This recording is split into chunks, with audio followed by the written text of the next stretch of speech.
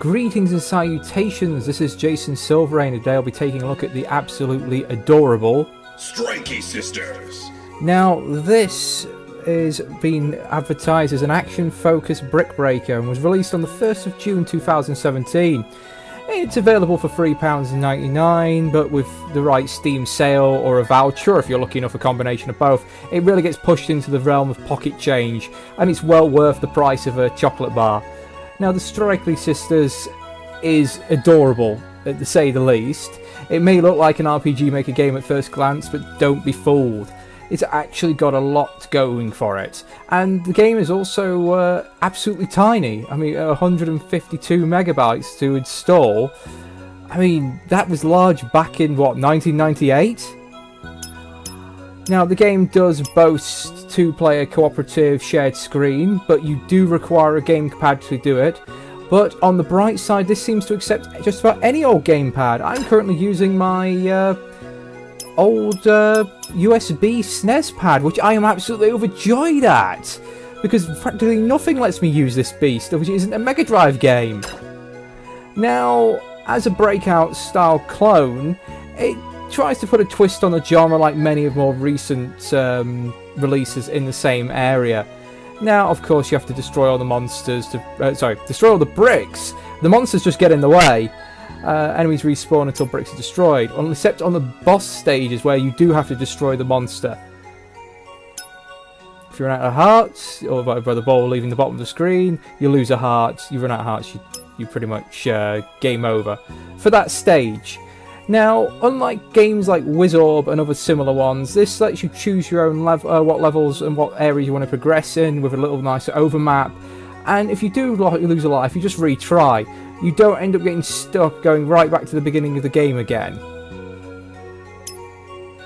Now you have like a little attack, which you can charge up and use to reflect projectiles. I'm going to go through all this and just do a stage or two, and just to show how it plays. But this, as you can see, this is a very simple guide to it. Now, the spells, you get different spells in the game, and this is sort of this game's shtick.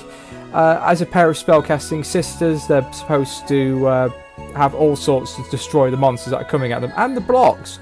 Some spells are more useful than others, but they're all positive. You don't have any negative pickups. And you gain these pickups by destroying the monsters. As you can see, there's no, how shall I say, instructions for what spell does what, but it's really easy and it's really simple to pick up. Like Wizorb, it tries to make things as colourful as possible, and it can get a little confusing, but lacking the difficulty of some of the other Breakout style games, this is actually quite good for younger kids. And as it says there, coins are essentially, you pick them up during the level, and if you gain enough of them, you start getting pickups dropping. Now, one of the mini extras in the game is collecting a bestiary of all the different creatures you can find. As you can see, I've collected quite a few, but not quite all of them, so I've not quite got that achievement yet. The only thing I find this is a little lacking, because they don't even have names, you can't look at their stats, you can't really do anything. It's just a little time waster which has an achievement at the end of it. That said, the animation style is quite cute and quite adorable. The game boasts cutscenes which are voiced, but you can turn the voices off. When you finish the game, you get access to extra levels and an image gallery which consists of fan art of the game. And the options are very, very simple. You've got your gamepad configurations, just of that. You really don't get that much to pick from. The vibration level is quite nice. Keyboard controls are just as simple.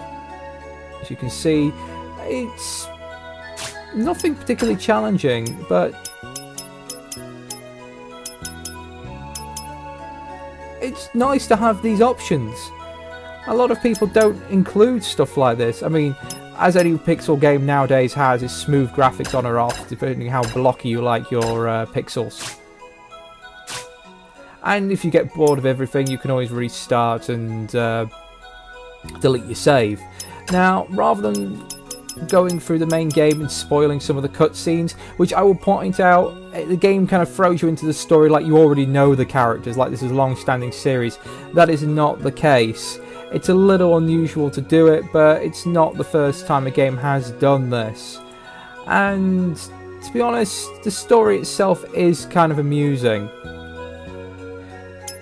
But DYA Games did a pretty decent job on this. Hopefully I've got that right. So you've got the little pixel fan art of the various people have made for it. I think some of these are... Actually, I'm going to go the other way, which I think is the fan art. The rest of it's just scenes from the game. So very cute. And I like the fact they've got the concept sketches for the enemies. But yes, let's actually get into the meat and bones of this game. Now, one of the things they did do is release 50 extra levels, which is pretty damn amazing, to be honest. Come on.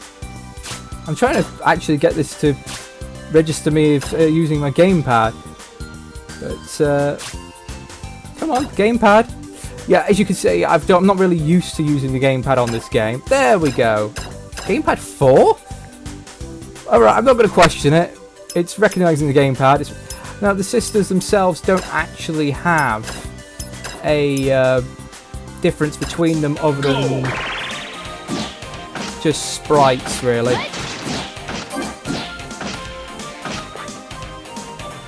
And while it seems like the monsters aren't doing anything right now, this is the first of the bonus levels, the 50 extra bonus levels that were just placed in at the end of the game.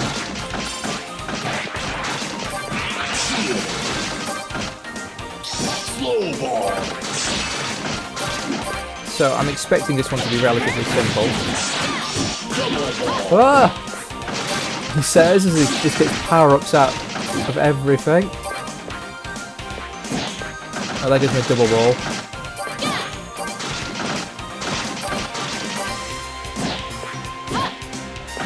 Now, later on in the game, the monsters will shoot at you, they will have all sorts of cunning attack patterns, and it can get pretty hectic. Right now, these guys just seem to be walkers, you know, slowly stroll to the bottom of the stage, and then wander off. Oh, I got that double ball a little early there. And thankfully, thanks to my shield, I don't have to worry about losing a ball there.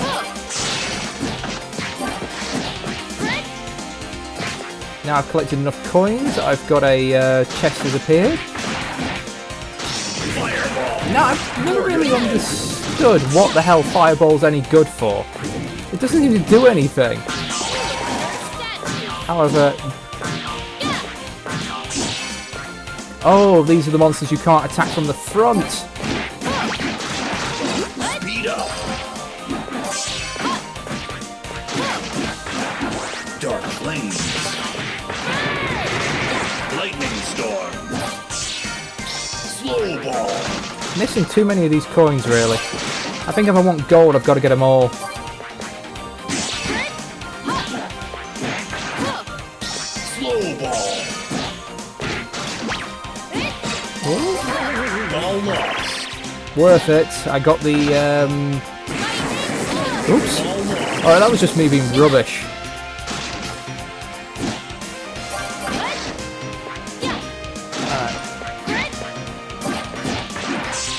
It looks like I can't fill in the bestiary in this mode, but I can collect these various stars that give you ratings for the end of the level. So let's just finish this one off, shall we? Oops! 2 balls lost, in fact. That was actually bad for me.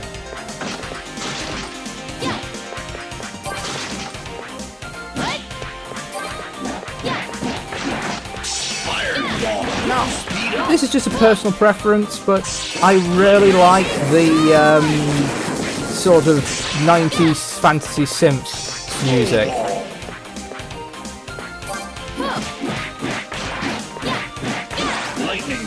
It brings me back to an earlier time of gaming. You win. There we go. Pre-starred, very basic, very simple, but the story is quite charming. And what's going on with this controller? Alright, the gamepad I will say is a little buggy. Yeah, why is it going diagonal? Something weird happened at the end of that level. You can see, it can use pretty much any gamepad, but expect a few weird and wonderful things. Yeah, it's like right now is also used, so yeah, I had a little bug occur there, but I definitely give this an 8 out of 10. It's cheap, it's cheerful, it's upbeat, you'll find yourself bouncing along to the music as you're doing the breakout. It's easy enough for little kids to pick up, but you can ramp up the difficulty as the game has 3 difficulty settings to make the monsters a bit tougher and give yourself more of a challenge. So yeah, it's a good little game for everyone really, I think. And you can turn off the cutscene voices if the character voices annoy you, so even the little story is a bit more bearable if you find it grates on you a bit. The voice acting is a bit amateurish, but I'm not going to complain.